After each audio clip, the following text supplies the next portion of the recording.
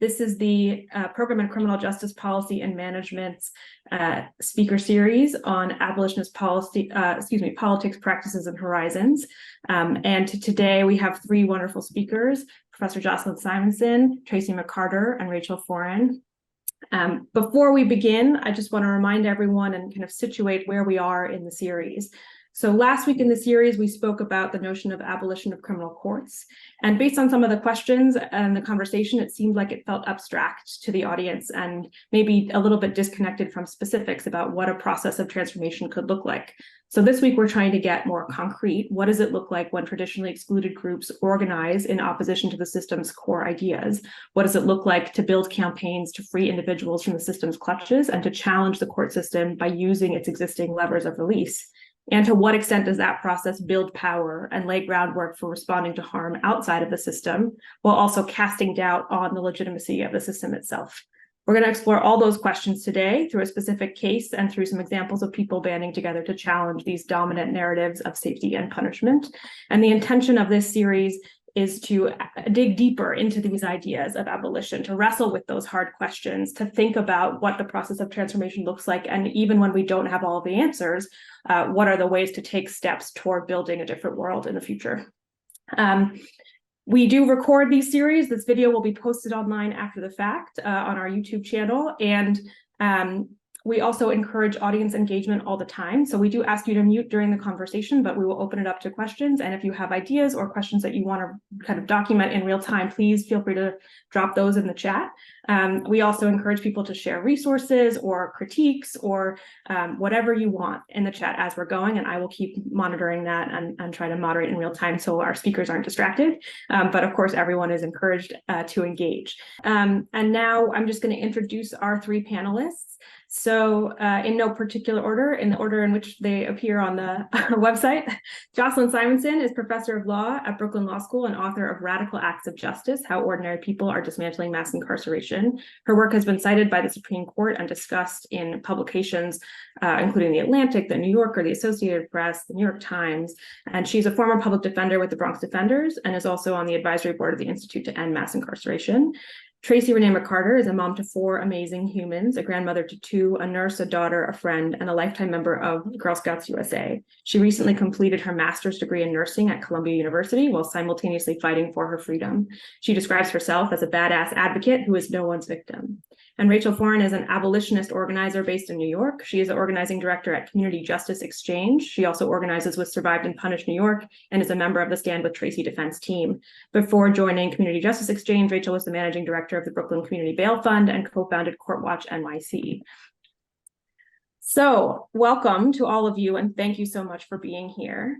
I figured to get us going, let's begin maybe with Jocelyn with some of the foundational concepts in your book as sort of landscape setting for this broader conversation. So the book is written through a series of case studies of different but related models of organizing within and against the criminal legal system. What are the methods and mechanisms you detail about how people being prosecuted and their neighbors are building community and in the process transforming these oppressive systems they're fighting against? And why did you choose to focus on this notion of collective contestation? Good afternoon, everybody. Thank you so much for having me on here. It is a true delight to be, from my eyes, on the screen with the three of you, all of whom are in this book in some form. All of your work and energy and thinking, and especially your organizing over the years. So total honor. Thank you for having me. And thanks for putting together this wonderful series. And I'm honored too to start by talking about my book. I think we could start this conversation in any number of places. My book is called Radical Acts of Justice, and the subtitle is How Ordinary People Are Dismantling Mass Incarceration. And what I try to do in the book is tell the stories of people organizing together to try to help people who are caught up in the system in different ways. Sometimes it's through community bail funds, sometimes through court watching organizations or efforts, sometimes through participatory defense hubs, sometimes collective defense campaigns. And then toward the end of the book, I circled around to talk about larger coalitional work around budgets. And as I tell these stories, I interviewed organizers and talked about what I saw happening. I also sometimes describe my own place in some of this work because I'm in the room for some of the stories that I'm telling over time. And what I try to do is show how in efforts to help people again and again and again, people are collectively doing the work to help us reimagine what safety and justice can look like without a criminal system. And they're doing it not by exciting things that people can do, like protest and civil disobedience, or building new forms of safety and justice outside of the state. But they're doing something that's kind of in the middle of these two things, which is going into criminal courthouses, going into state courthouses, helping people, whether just say they're bailing out a stranger, and then they're bailing out another stranger, and then they're bailing out another stranger, and they're doing this all in the name of a community.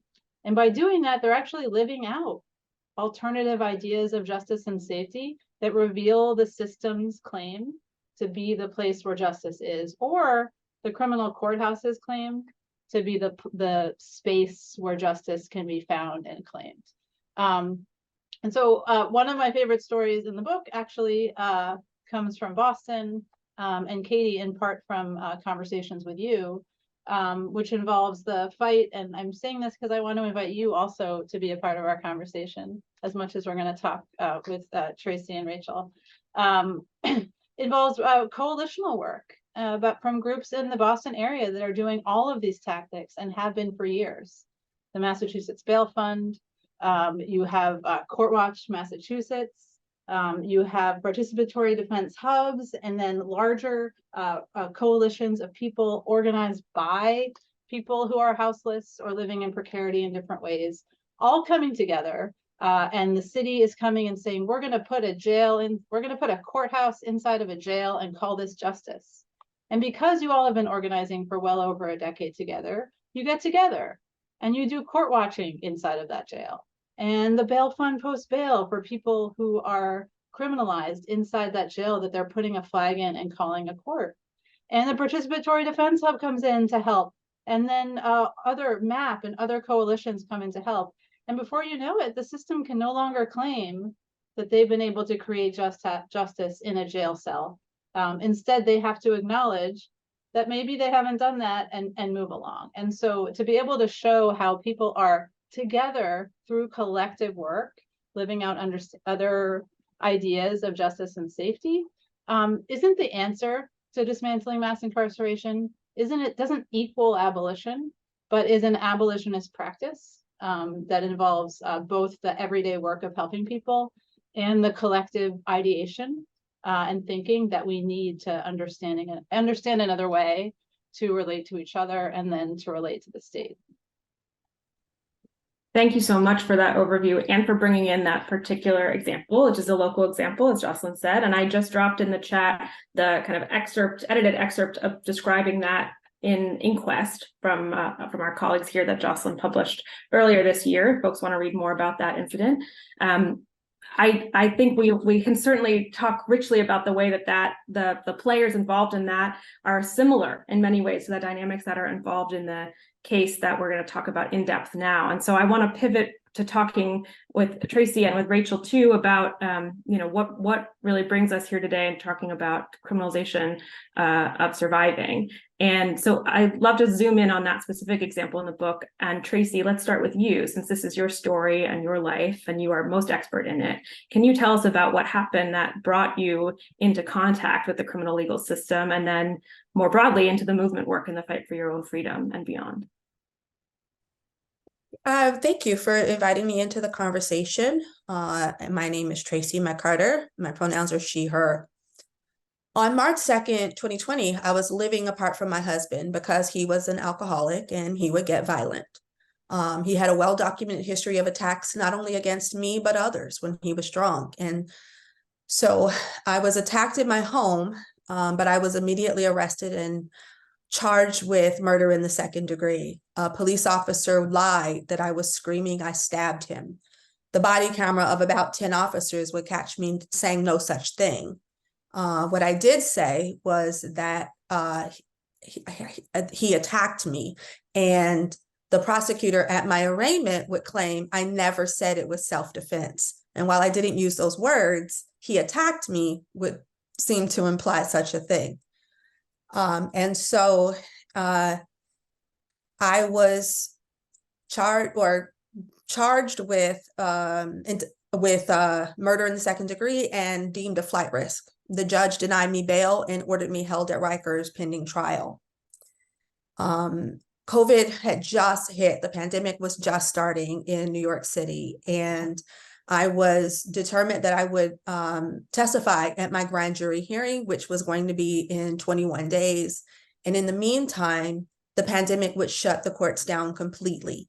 And so Governor Cuomo said that it was okay to hold all prisoners, criminals, without speedy trial clocks, and basically all of our constitutional rights were suspended.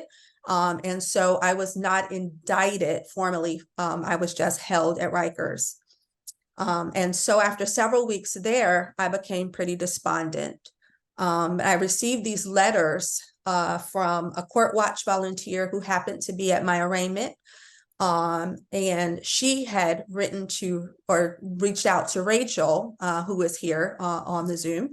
And Rachel reached out to me as well. And weirdly, I got this strange letter from somebody who had saw me in the law library at Rikers, a fellow detainee, and said he wanted to date me.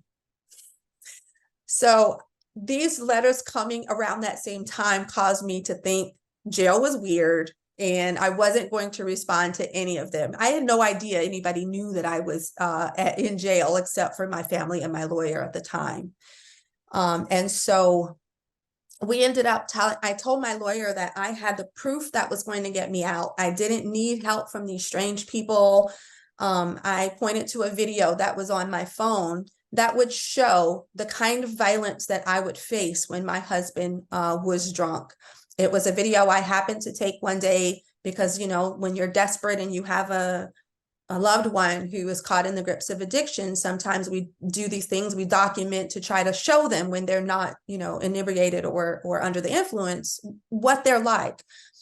And so this video was a very scary video for me, but about it at one of my hearings, the ADA, Sarah Sullivan, would say that it was quite possible on this video that he puts me in some sort of chokehold, but it would have been for a short period of time. And I was disgusted by that and terrified that it didn't matter that I was actually a victim. She didn't care. And that's when I kind of became scared that I was going to be stuck at Rikers if I didn't find someone who could help me figure out how this could happen. Because in my mind, stuff like this didn't happen to me. Like, I knew the courts weren't great, but I never thought that they could actually deny the fact that I had suffered as a victim. And so I reached out to Rachel. I called her from Rikers and just said, do you have information or methods that I don't know, because I have to get out of here? And so, she told me about this organization called Survived and Punished New York, which was an affiliate of a larger organization that had gotten, some results of helping people who were criminalized like me get out of jail or prison. Now, a criminalized survivor is a person who has lived through gendered violence, like domestic, sexual, or other types of violence. But you're charged for this act of survival. And it doesn't have to be self-defense. It could be other actions that you do, like if you participate in a crime because you're under threat, or you participate in abusing your children because, you're under threat of another abuser that's actually the one that's driving the household or whatever. And so I learned that what happened to me wasn't unique. And that was one of the most devastating parts of this whole thing, was that I was just a part of a system that knew about me, that knew about people like me, and simply didn't care, were just throwing us into prison, regardless of the fact that, you know, we were innocent and only guilty of these desperate acts of survival. And so that is how I, like I said, came into contact with Rachel. And I believed that the ADA, Sarah Sullivan, at that time, it didn't matter what evidence we brought to her attention. It didn't matter that we could show that the police officer lied. Nothing was going to change her view. And so I quickly learned that the way to get me free was not going to be through the court system. The court system was only interested in keeping me where they had me, which was at Rikers. And so I guess that's how I sort of came into contact with this idea of participatory defense, or a group of people outside of the legal community who support your collective needs. Like, you know, I had material needs. I needed to still pay my rent. I was stuck living in, once I was released from Rikers, I was eventually released from Rikers on an electronic monitor. And, but I was barred from leaving New York City. I had to still live there, but I couldn't, my job had told me I couldn't come back to work.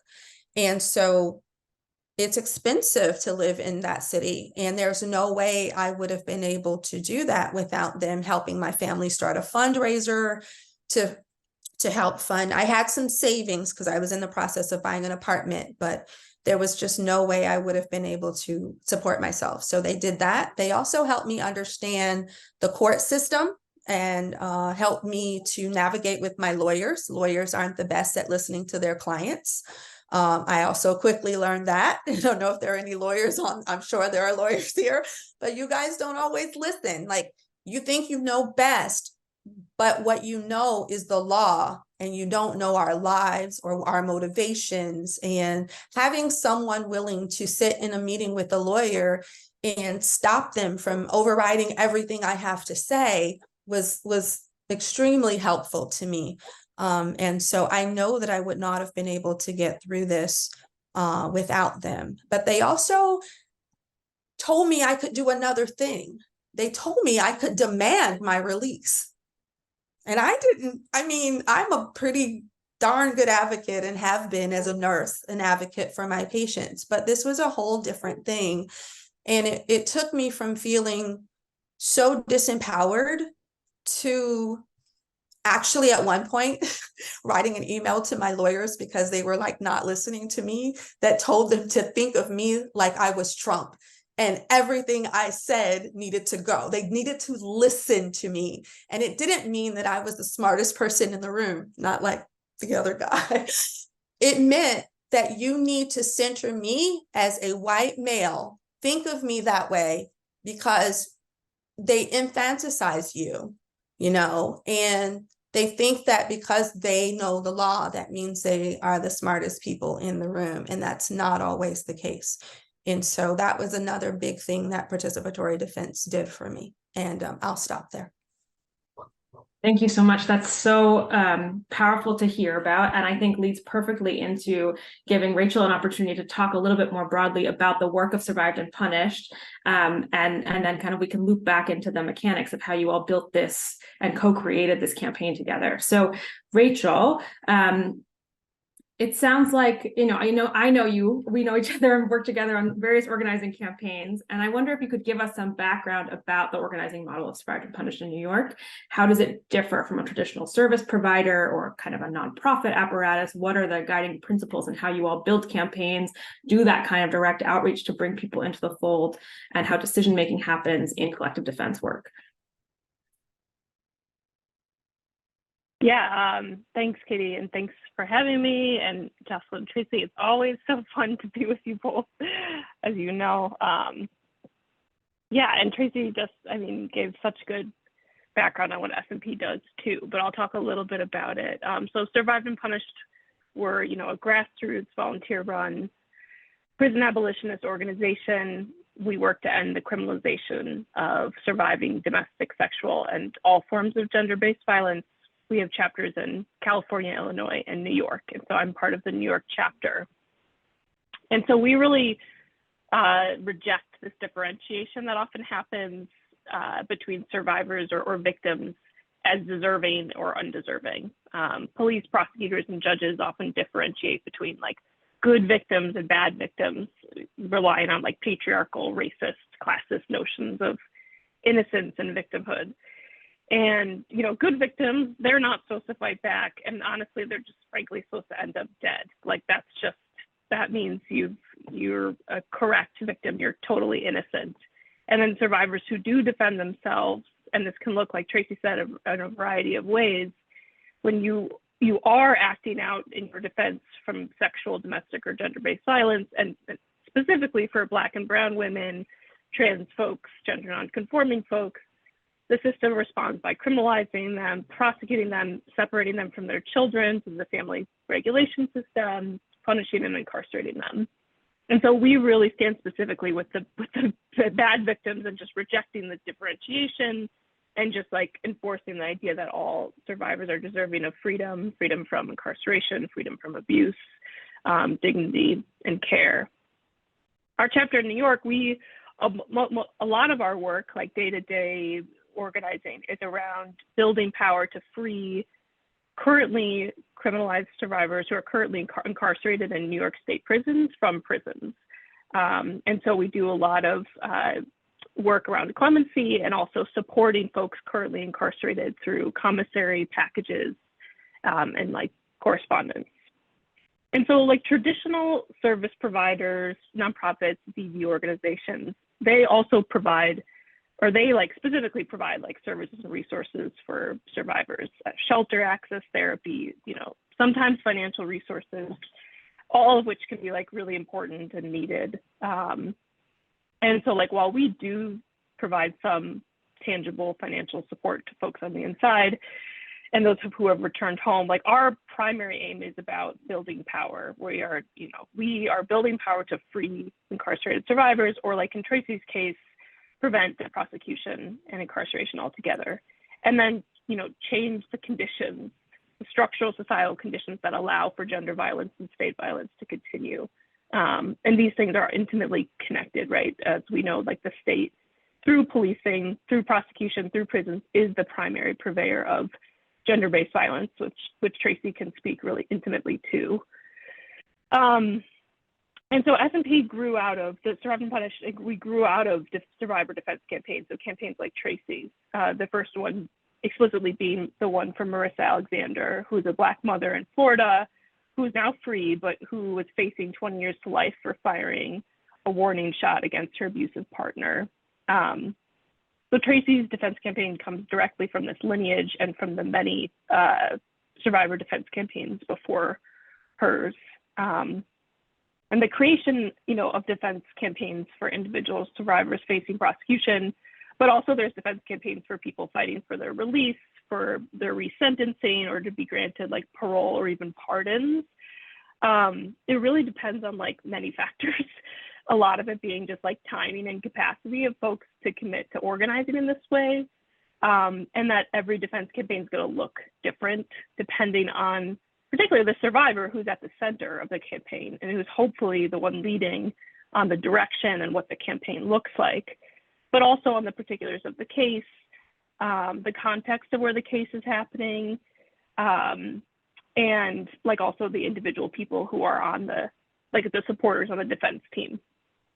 And creating a community defense team just requires a lot of thoughtfulness, care, and intention.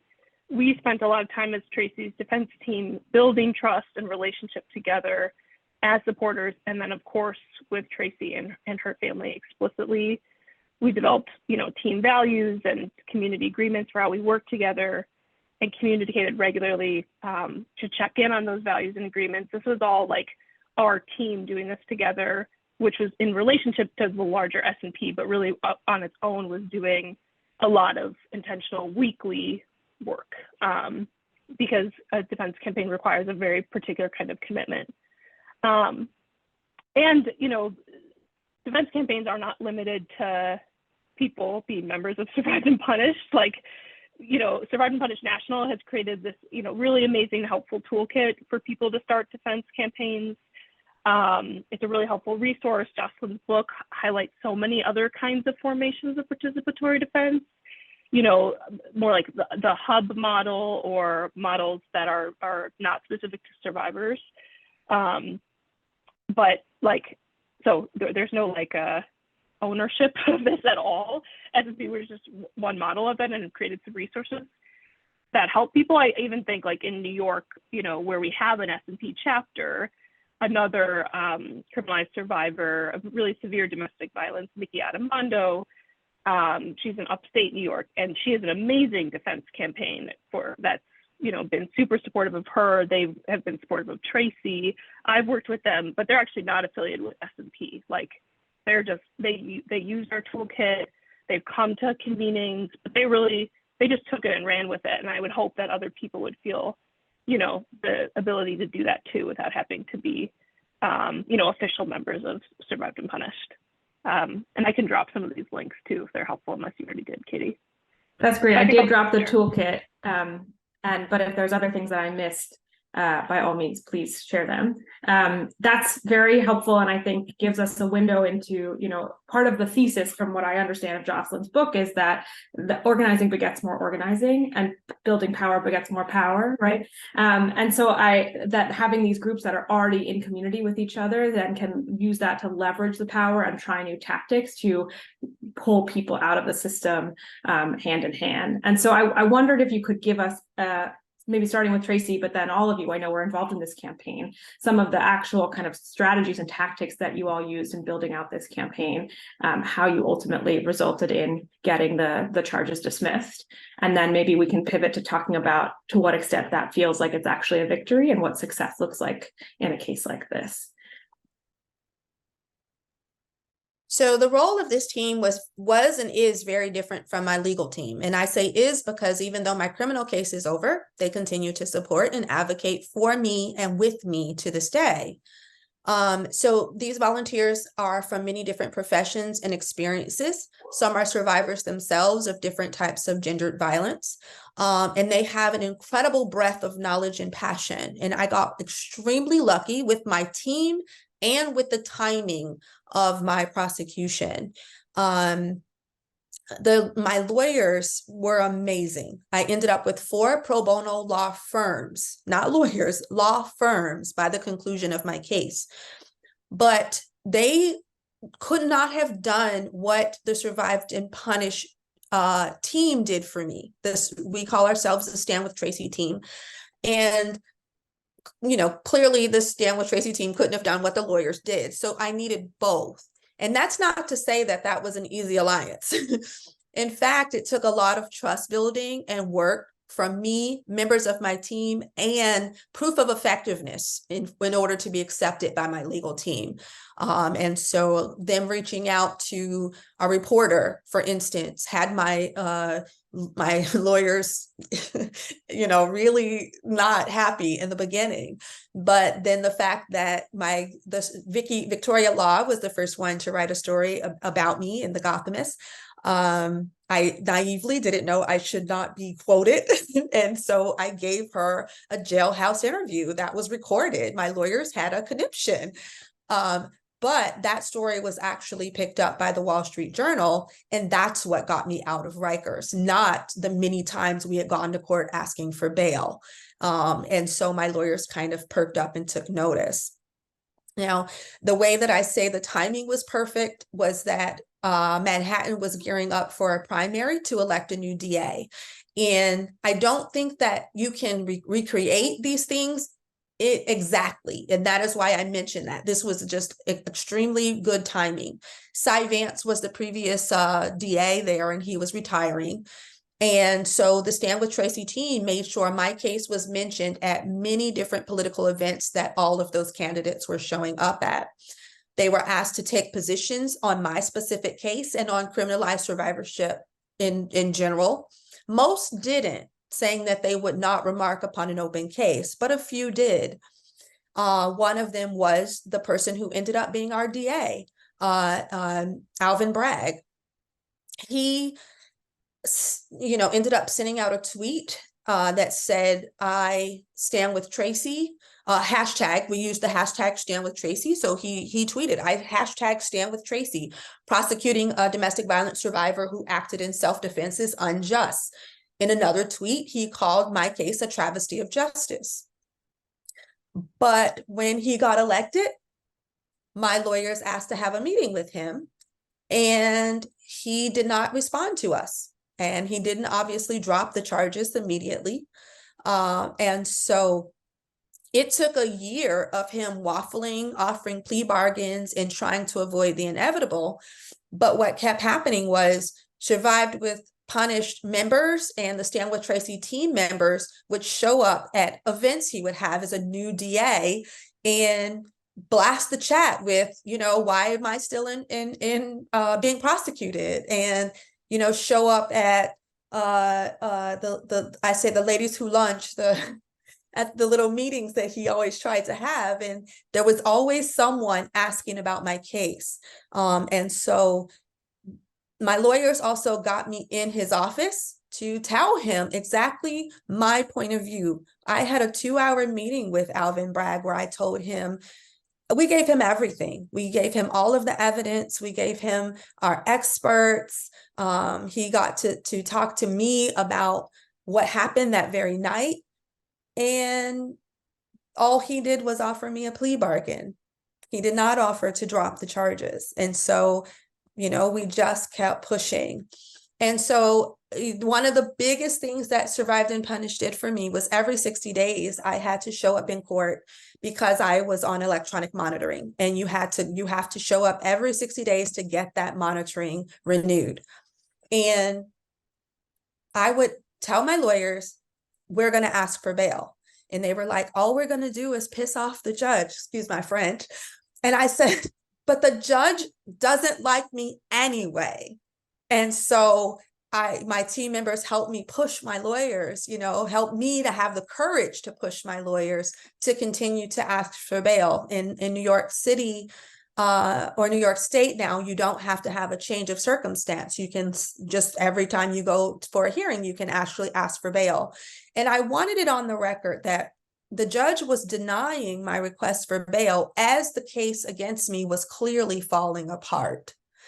And so this lie that they were telling that I was still a flight risk after the ZA even offered me an Alford plea that would end in a misdemeanor, and the judge was still denying me bail, I wanted it to be on the record that this was actually ridiculous, and that it shows that, bail isn't attached to anything other than the judge not wanting you to be free. Because if you're free, you can fight your case better. It stays on their docket longer. In New York State, they get in trouble. They don't get bonuses and things the longer cases stay on their docket. It's in their best interest to force you to take a plea bargain. And even though the evidence was so weak in my case, I even came close to taking a plea bargain to save my nursing license. Luckily, the judge did me a favor and she denied it. She would not take it. She said it was illegal and too lenient. Although who was going to argue the legality if I and the DA, were agreeing to it? Illegal sentences happen all the time. Illegal agreements happen and no one argues those. And so it literally was the Survived and Punished Stand With Tracy team coming to court with me every 60 days. And by the way, we started to wear t-shirts that were the same, these bright red t-shirts. And I remember we were talking about them and we said, what color do we want them? And my glasses that I used to wear as a nurse were red. And so we decided this was a big, bright, bold color. And a friend of mine helped me design the graphic on the t-shirt, which was actually from a photograph of me. And it said, Stand With Tracy. But below that, it says, free them all. Because it was so important that we drew the connection between my case and the cases of all the people like me who were being forced into prosecution when clearly we should be free. And so I just wanted to kind of talk about that, the red shirts being really, really threatening to the judge, who has absolute control usually in that courtroom. And let me tell you, she was livid. She hated those shirts.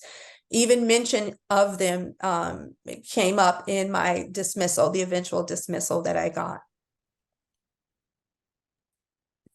Thank you for that. I think that's such a useful kind of overview of figuring out, there was the bird dogging at campaign events and then shifting, right? Once the person was elected, and I know Rachel has done a lot of theorizing about the role of prosecutors in the system and how they work part and parcel with the court system to uphold its power and have their own power. And Jocelyn too, you all have done a lot of work on that, but in particular in thinking about once an elected prosecutor takes office, the relationship with the constituency doesn't change, right? That and in some ways it becomes more of an organizing opportunity to say, okay, now you made these public commitments, and how are you going to actually uphold them? And continuing to find those kinds of constituency meetings and treating them, they are elected, right? Treating them like they have a constituency that has to be that they have to be beholden to. And that's a complicated element of our court system, right? Judges too are elected in New York. They are not elected here in Massachusetts, but in many states they are elected. And what does that look like to have public pressure, engaging with media, it sounds like, to shift your own attorney's Overton window of what's possible to do within the court system? And then how does that affect their own calculus in future cases, right? About what's possible to do and who gets to be involved in decision making and to what extent. And I think that really ties into this theme of how this kind of collective work, right, can lead toward changing the system itself, changing the individual stakeholders within it, but also the way that the system responds to people. So Rachel and Jocelyn, I don't know if you had additional things you want to add about critical components of the campaign itself, or if we should pivot, but I just want to give you both space to speak on that too, because I know you were involved directly. Just really quickly to riff off of both Tracy and you, Alvin Bragg, we know when I first met Tracy, he had just won election, but had not yet become a prosecutor. And so there's the sense of hope, and how naive of us, right? There was the sense of hope that, wait a minute, he was running for office. He said he #stands with Tracy. He named the criminalization of survivors.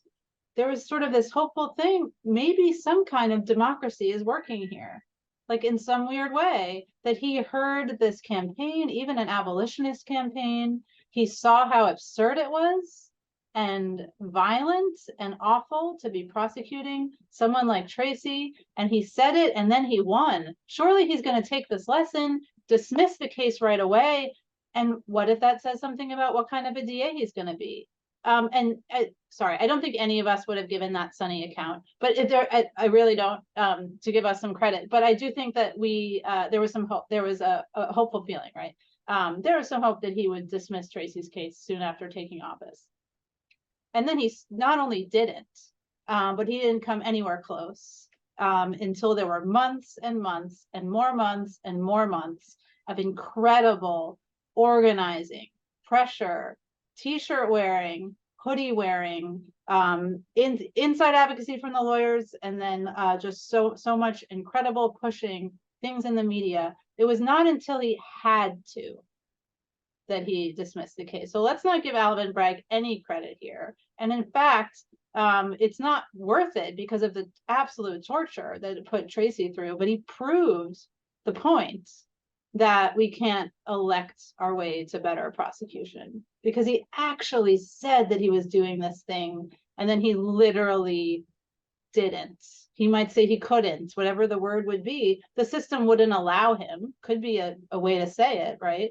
The system just wouldn't allow for that thing to happen. It had to be that a collective came in, sat in this courtroom in all red. It was just, as you say, it was as striking as you probably imagined when you chose that color, especially in this, it's like this old and sort of austere, but also just filthy and disgusting courthouse. And just an entire, half of the courtroom is full of people wearing red. And the judge just, physically can't take it. Diane Kiesel, she's just screaming. And it's because of the red. Not anything else. And you can feel, you can hear, you can see month after month after month that the system, the DA, the judge, the court officers don't want to dismiss this case. They cannot deal. They don't want to dismiss it. They don't want to dismiss it. And even the moment of dismissal, you know, we were all in the courtroom on the day that technically the case was dismissed, but she wouldn't even do it out loud, right? She said, this case is adjourned. And then she filed really a disgusting dismissal letter that again revealed the system for what it was, because Judge Kiesel described how people shouldn't be judged by the size of their defense campaign. You know, she really couldn't handle it. And so just to add that, you know, here we have prosecutors calling themselves the people, right? Alvin Bragg is the people of the state of New York. And I know all four of us have thought about this a bunch, but just to like physically, the people were sitting there in red, right? Including Tracy at the table, including her lawyers, and then everybody wearing red in support of Tracy. Like those were the people. And the so-called people of the state of New York knew that and felt it. And you could just physically see the power shifting and feel the power shifting. And it had to take years and years. And that's why when the case is dismissed, that's not justice, right? But it's revealing the system to be a place where you can't find any justice.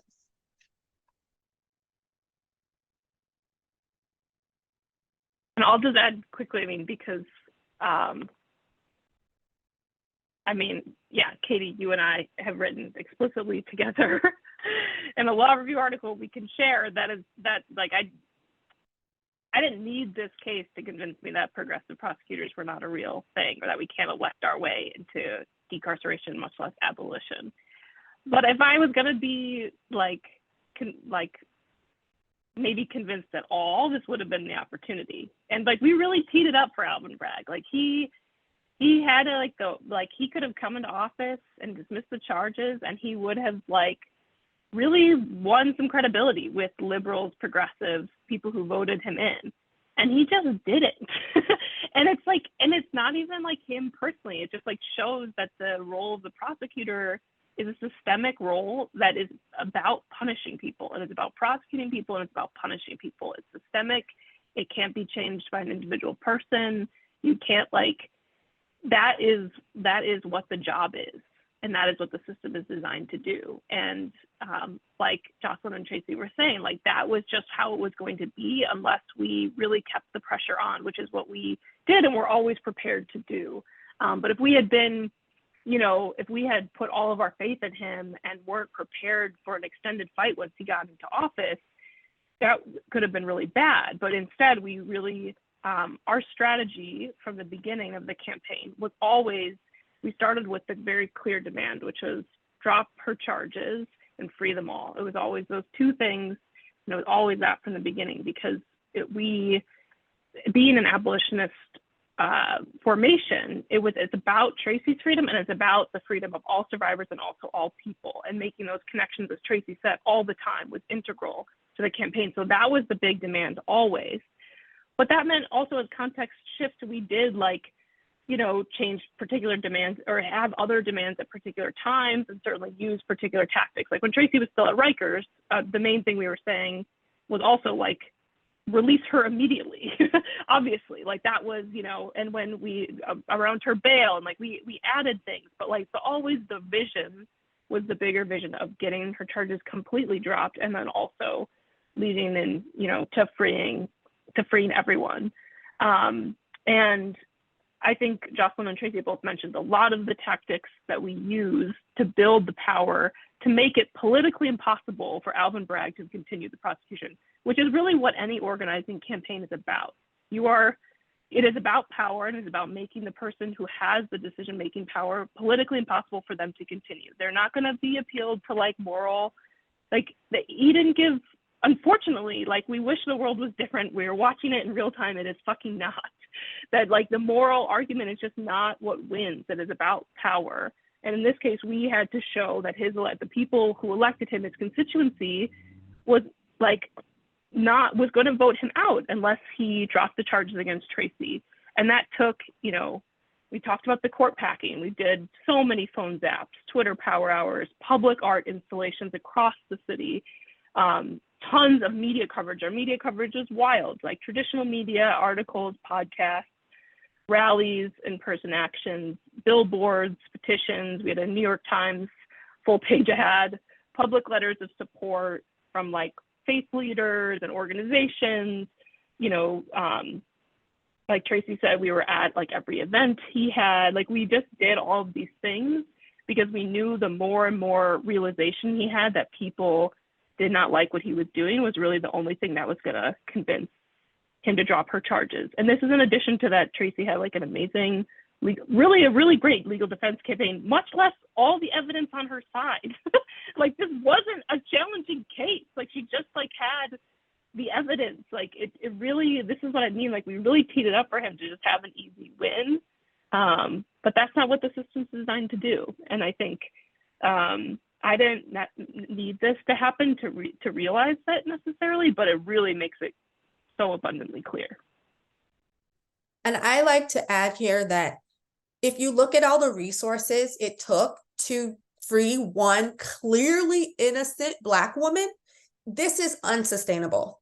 You know, who's going to have 4 law firms with all the money that comes with, and all of the press and all, you know, this is why I am an abolitionist, because it can't take that much to get one person free. That's not sustainable. And that shows the power that the DA, the prosecutors have, that it has to take that much for one person. And if you want to know just how effective participatory defense can be, I urge you to read the ruling issued on December 2nd, 2022 by Justice Diane Kiesel dismissing my case. The ruling is 11 pages of vitriol towards the public campaign waged to secure that dismissal. And in that ruling, she complained how she was, quote, powerless to force the DA to continue to try me. She lamented that she could find no legal argument to order a special prosecutor. Like she parsed the evidence and made it seem like she had the whole case in front of her, which clearly she did not. We had not had a chance to even put on a case. What she had was some cherry-picked stuff from the prosecutor, and she took that as the whole case. Here, I'd like to also point out, she spent much of page 6 listing things that she herself ruled were too prejudicial for the prosecution to use at my trial. I think she thought she would embarrass me. And I just look at it and I laugh about it, because if anything, she just embarrasses herself. That dismissal ruling even has an epilogue. You heard me right, an epilogue, as if she were writing the next great American novel. And in it, she basically double dog dared the prosecutor and gave him 60 days to change his mind to re-indict me. And he was going to do no such thing. He waited until 10 days before my trial was set to start, because he hoped I was going to take a plea and save his ass. And I didn't do that. By that time, I was so drunk on my own power because of this campaign. I knew the power that I had. And I will tell you, at the beginning of this, that power didn't exist inside of me. I had no idea that I could actually demand my dismissal. And I don't think any of us 10 days before the trial was supposed to start thought it would actually work. But I knew that the evidence was so heavily in my favor that I was willing to risk a trial. And I think that that's one of the problems with participatory defense being this effective, is that most people are maybe guilty of the crime because we never stop to ask if the crime should be a thing we're prosecuting in the first place.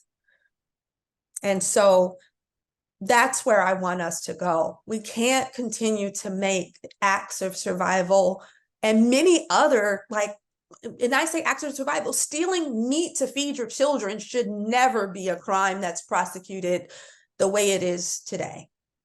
And so that's why we all should be abolitionists. We need to change our idea of what is justice and what is a crime.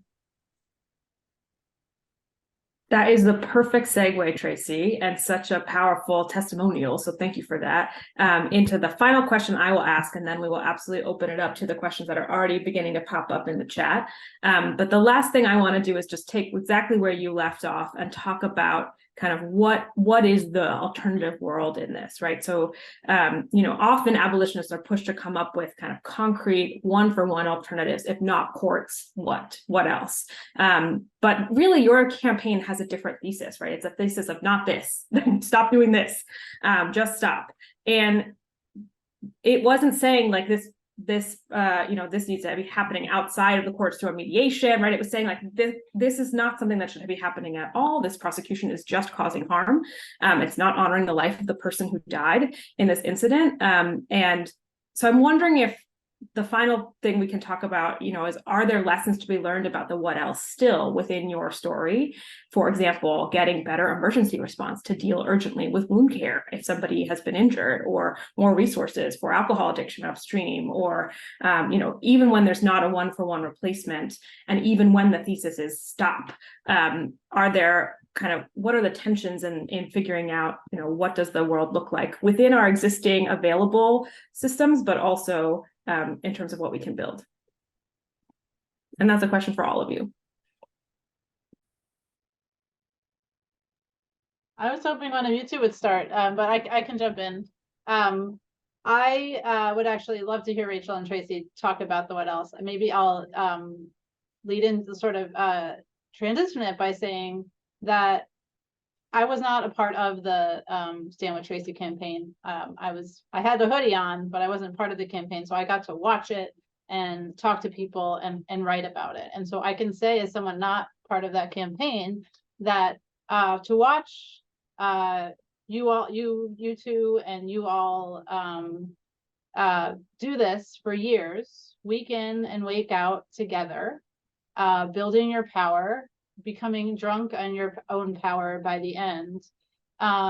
Yes, it's true. The thesis of your campaign was, this is not justice. We are not going to find justice in here. And dismissing in the case is morally required, but that isn't justice too, because this has been years of torture or violence that was harmful, not necessary, counterproductive, not justice. That's true. And that's all in the negative. But if you sort of take a step back and just, again, and I'm visualizing this courtroom, if you just think about the collective love and care that is actually involved in that room full of red, and they met once a week, but I promise you they're talking every day. They're doing, sorry, my light's turning off automatically. They're meeting every day. They're doing campaigning every day. They're working together. And when I say they, yes, it's the tight-knit Stand With Tracy campaign, but it's also the larger network. It's even larger groups than that who are not necessarily in New York City, especially early on, right? A lot of this is virtual. People are talking together about ideas of safety and justice and community, and connecting the prosecution of one Black woman to the prosecution of everybody, right? Yes, other Black women, yes, other survivors, but everybody. And so they're engaging in this collective thinking, this collective care and love. And from that, we can start to get the understandings, right? The theories, the concepts that you have to live out and sort of feel the power or feel the love to be like, oh, justice has got to be in there somewhere. Right? It's not that justice can't exist. It's not that safety can't exist. It's that people collectively caring for each other and building power in the face of oppression helps us feel what power, love, justice, and safety can be like. And that might not sound concrete, but I promise you, sitting in that courtroom, it was very concrete. You could feel the love. You could feel the power. It was not just hate and violence in that courtroom. There was something else, even within the space of this criminal courthouse. And if there can be something else within this space in which justice cannot live, then imagine if you can take the people who are showing that they're capable of love and support and compassion with what they're given. And by the end of the campaign, this campaign did have a fair amount of resources, right? They took out a page in the New York Times. If you can imagine, if we take all those resources, but the same love, and maybe now we get the state to help, you can start to imagine the kind of justice that can be built. So maybe so I hope that doesn't feel abstract, because when you're in the room, it doesn't. It feels real. I'm going to jump in and say, yeah, no, not this, just not this. And also, no one is stopping reformers from trying to reform. Abolitionists absolutely don't do that. We don't say, you know, stop doing anything positive that you think will work. They do that themselves. Okay. So I don't like that dichotomy of like, we're somehow, because we're demanding it all, they aren't able to do anything. They aren't able to do anything because they actually refuse to. That's because reform actually isn't reform. It's not reform.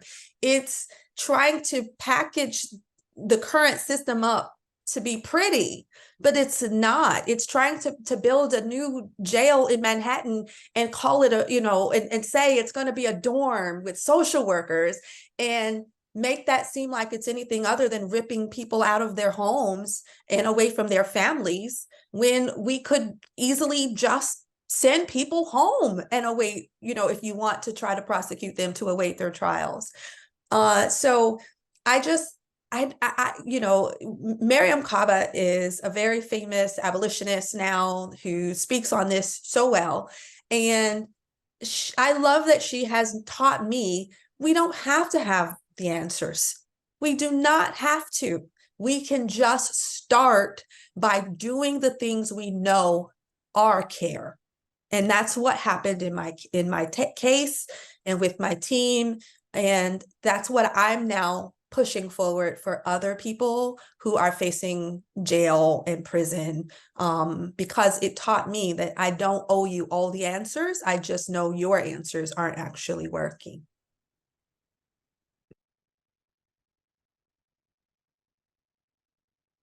I think maybe we can open it up to questions for the audience now, and then we'll continue to hear from you all. So Daniela put a question in the chat, and we like to let people ask their own questions in this space. So Daniela, do you want to unmute and ask your question?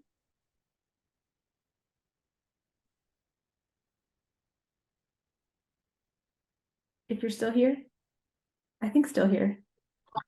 I am still here. I'm like, I had to toggle back over to No worries. My cell phone because I had to leave work. But Tracy, I just want to say thank you for inviting us to your story. It's very powerful. And I love the way how you're using it. As the MDiv student in the virtual room, I apologize for the background noise. I just want to know, how was your spirit being in the system? And as someone who's entertaining being a prison chaplain to do what I can from the inside, what was the support looking like for chaplains within the institutions? You know, it's a mixed bag. There was one particular chaplain, her name was Lucy, who is absolutely amazing. And then there were others who would treat you almost just like the SEALs. So it's a really mixed bag. And I have to say, if you're going to go into those systems, know that they're going to treat you just as badly as they treated me. And don't take that out on me. You have to try to maintain your humanity in the face of that. I could not do that work. I know I couldn't. And so I wasn't okay. I wasn't okay at Rikers. I wasn't okay outside of Rikers. I begged the court for a year after Alvin Bragg took office to be able to go to get inpatient care for PTSD, and it was denied, consistently denied. I was told that because I wanted to go seek that care made me a flight risk. So, you know, Lucy, the chaplain, said to me that she saw me free. And she was the first building block to me developing faith, because I never really had that. And so I say, go be a Lucy, and not some of the rest of them that I ended up encountering.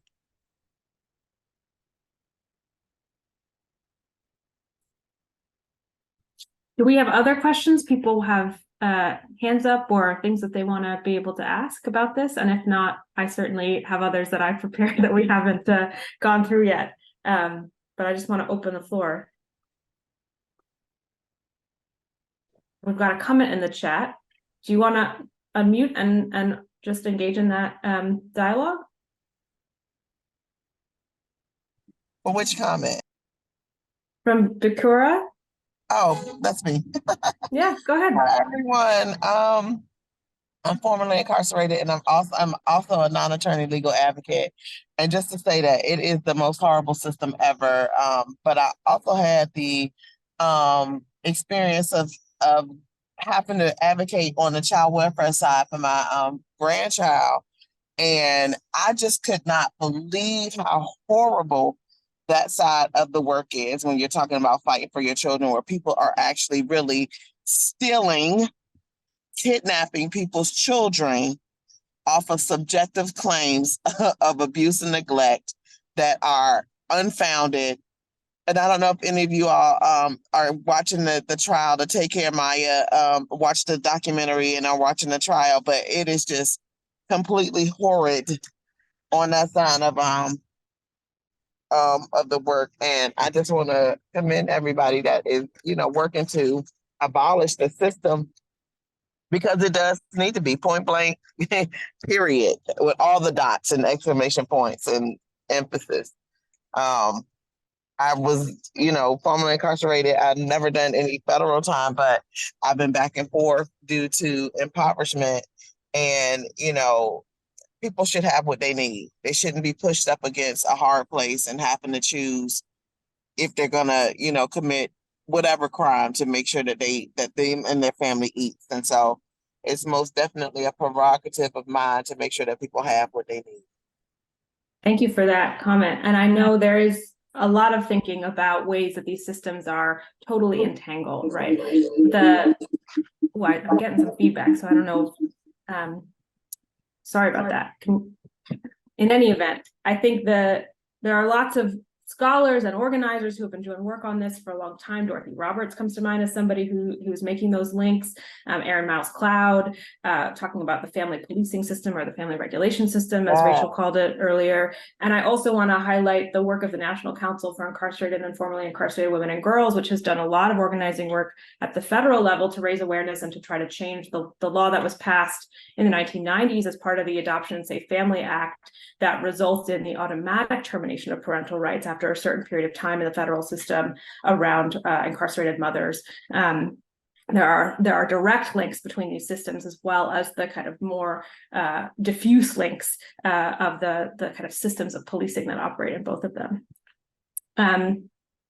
Tracy's got a hand up, and then Sandra, and then Ganesha. Go ahead, Tracy. I just want to quickly say, you pointed to an abolitionist principle right there. Why don't we stop funding these systems? And if you simply fund the people, right, then you keep the children out of the system. And what would happen if we would give those same resources that we give to a foster care family, to the actual family who loves the child?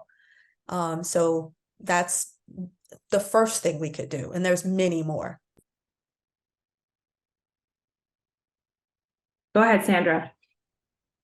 Actually, why don't we let Ganesha go first, and I can Okay, go. absolutely. Go ahead. Ganesha's got a question in the chat. Do you want to unmute and ask your question? Hi, sure. I'm on a plane, so I didn't know if I'd be able to have reception or not. But it seems to me, both because, I've had family members that have had to deal with these systems, and I've seen it in my own work, that part of the issue is that the only win is a conviction.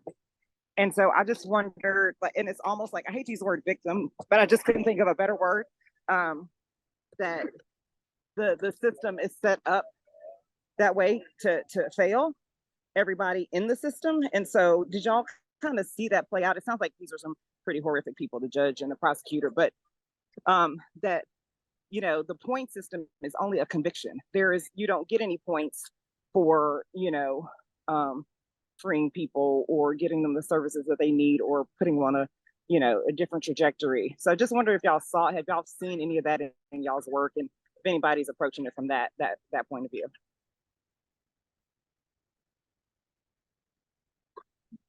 I can jump in. I've heard Tracy speak really eloquently about this, so she can jump in too, with respect to this case. Whether or not the people we've been talking about are horrible people, I mean, I think some of them might be. They aren't all. I don't think Alvin Bragg is a horrible person, for example. I think that he somewhere meant it, like in some sense, meant that he wanted to be a better prosecutor. But this again goes back to the right. You should go read Katie and Rachel's article and hear what Tracy has written and has been talking about it. But when you're a district attorney, there's only one thing you can do: prosecute. That's your only tool. It's your only tool. So if that's your only tool, then that's the only thing you can do. And so his predecessor had brought a case, and just as you say, like, there's no in this concept of prosecuting, there's no justice in a dismissal. There's only justice in doing the right thing in that case. And so once you're inside the criminal courthouse, there are no other ways to seek out justice, to get repair, to help people, etc. So as soon as you step foot in that criminal courthouse, you could think of it as maybe less victimhood and more you're sort of just like captured in this. You're captured by the system, whether it's in your head, which I do think a lot of it is ideological capture, or just like literally there's nowhere to turn for help that doesn't involve state violence in that system. At the same time, I don't want to take away blame. Hey everyone, welcome aboard to Talk with Them. At the same time, I don't think that means we shouldn't blame all the individuals, right? I blame Alvin Bragg for not dismissing the case right away. To be clear, he's a person, he has agency, actually an incredibly powerful person in New York City, which is a place with a lot of powerful people. But it still can be true that once you're in the system, it becomes this like ideologically or politically hard to do the things that you might know are just.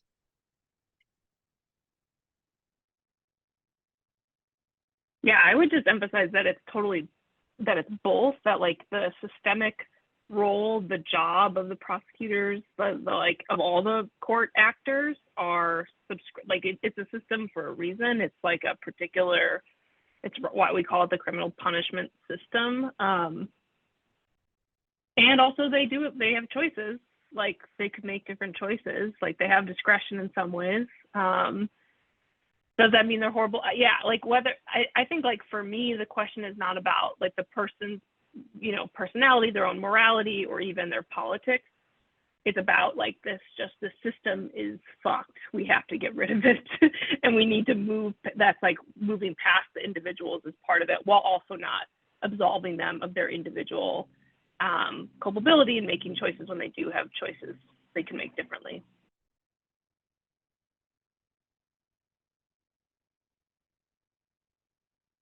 All right, Sandra, I think you're up next. Well, thank you all for a really amazing conversation.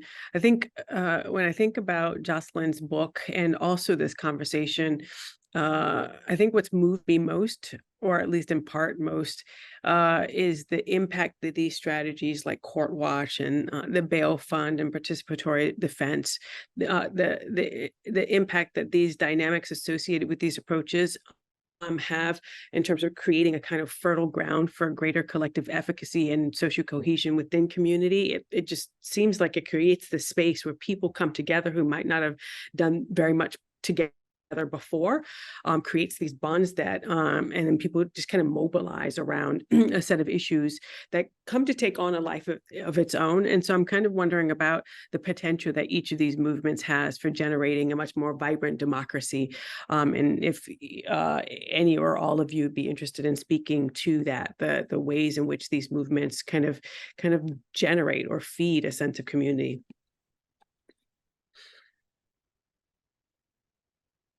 I'll go first. So for me, that was the best part about it, was the absolute love and community that ended up being surrounding me. I was in New York City, and it was a place I had only moved to in 2014. I didn't have a lot of friends. I had some coworkers and in the city. And I ended up with so many people just absolutely holding me and absolutely, helping me to navigate what was the worst night of my life and the subsequent months and years later, and then when I saw how powerful and how threatening that was to the legal community, that told me all I needed to know, that it really is the support, the love, and the care they don't know how to handle. They just don't know what to do with it. And so let's keep doing that. Let's find people, let's help people, and if we do that, we're going to tear the systems down. I think you see the parallel in the Stop Cop City indictment. It's really mutual aid and collectivism that really scares the hell out of them. And if not, they wouldn't have written this tome of an indictment that really just talks about that. You fed people. How dare you feed people? And when we talk about that, about the voting in Georgia, you can't feed people in line or give them water.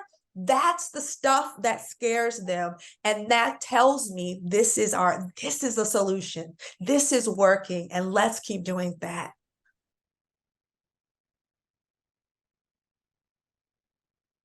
We are at time, technically, but it would be, if anyone else has more comments, I mean, that is a perfect note to end on, frankly. And I want to be respectful of all of your time. So I think we may have to pause there, but we are back every week pretty much for the next couple of weeks. So folks can come and hear Danielle Sered next week.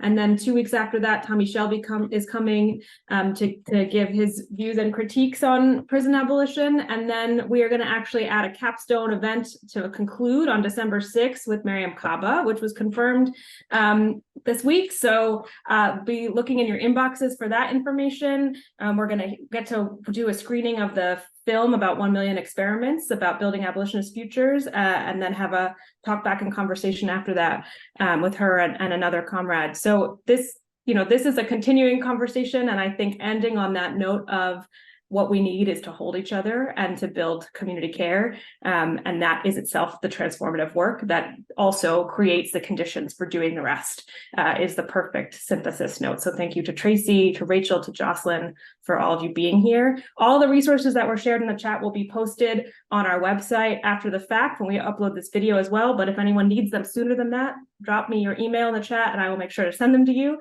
And just thank you all so much for being here and for your work.